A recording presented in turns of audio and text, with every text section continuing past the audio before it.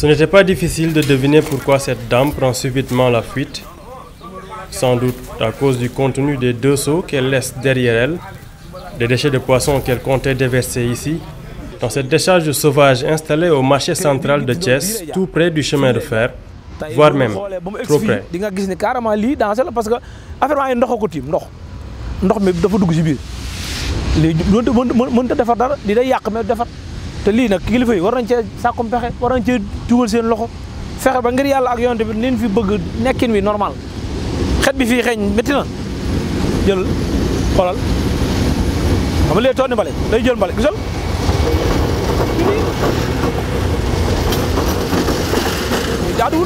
jaaduwul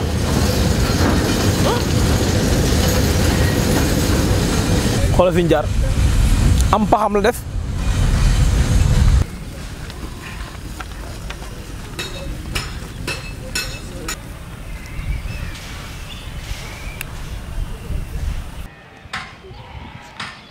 ki fi tuur mbalit heure bi muy ñëw du la fi fekk soit bu la fekkee boo waxee du la faale ndax amul benn sanction boo koy teg danaan kii man la maa ngi moom a yem rek baadoo la mën de rek la borom baadoo la am.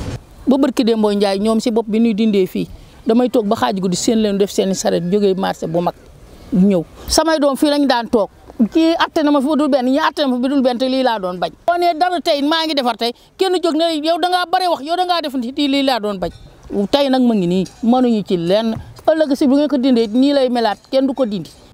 Une autre vendeuse est stoppée par la vue de notre caméra. Ça ne l'empêchera pas de vider son sac d'ordures après nous avoir expliqué qu'elle n'aurait pas d'autre solution.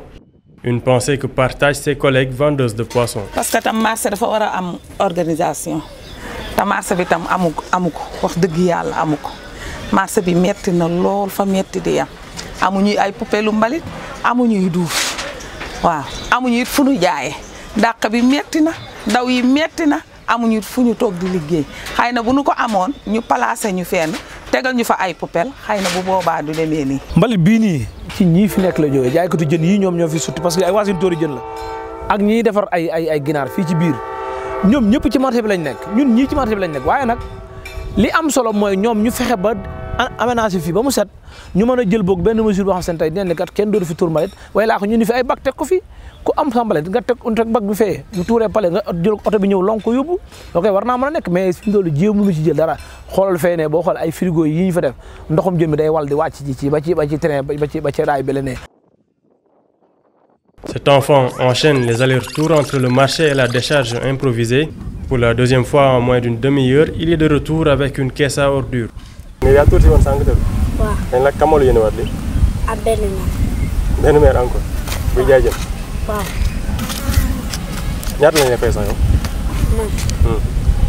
mais nii palaat. sànq ba këppoon saako. këpp naa ñaari saako. ci jaat bii ñaata lañ ci fay. kaa xam. duñ la fay dara. kay. ñaata. xamoo ko mu ko. da ngay këpp ba pare ñu soog laa fay quoi. waaw.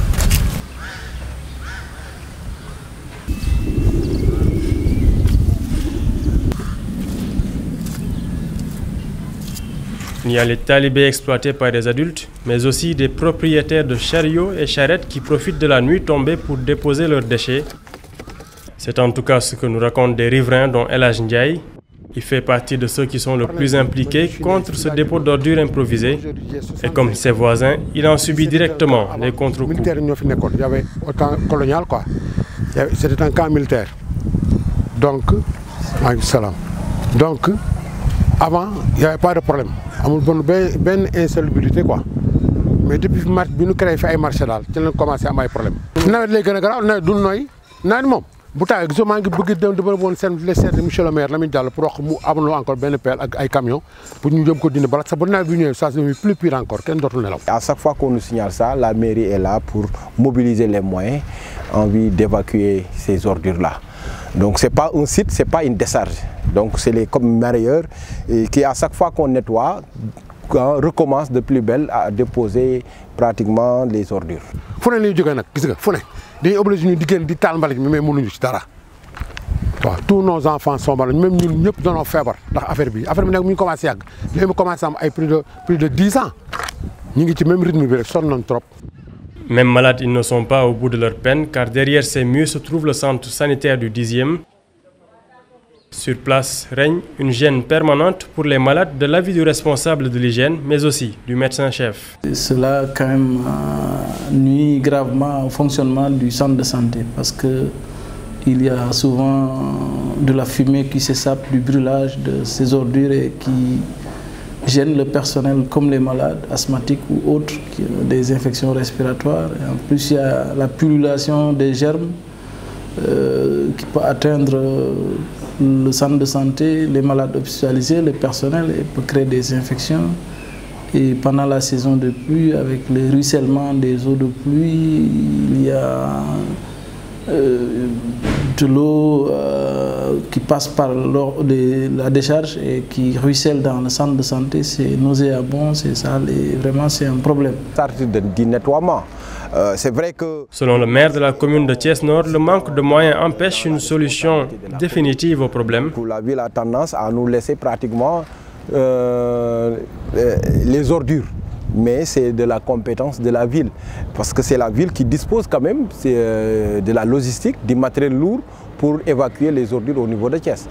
Donc à l'occasion de la dévolution du patrimoine de l'ex-ville, donc tout ce qui était engin lourd, matériel de nettoiement, a été affecté à la ville. C'est difficile à notre niveau de trouver pratiquement ces engins lourds, mais nous sommes en train de voir avec des partenaires pour pouvoir disposer par nous-mêmes notre propre dispositif de nettoiement.